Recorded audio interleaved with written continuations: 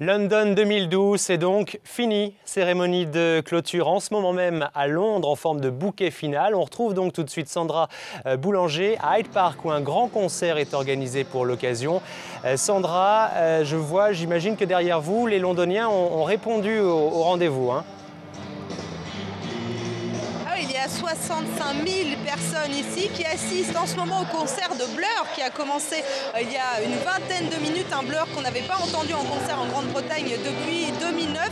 On a assisté au début de la retransmission de la cérémonie d'ouverture. Il y a eu un immense murmure dans la foule et puis de forts applaudissements quand le décompte a commencé jusqu'au début officiel de cette cérémonie de clôture.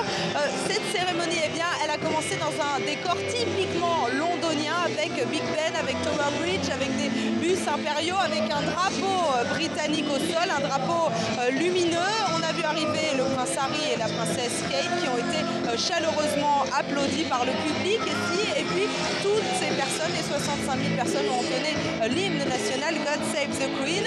On a ensuite vu arriver des groupes de musique, un Madness qui était installé à l'arrière d'un camion qui circulait dans le stade et depuis les groupes s'enchaînent, des groupes de tous les genres, de toutes les époques.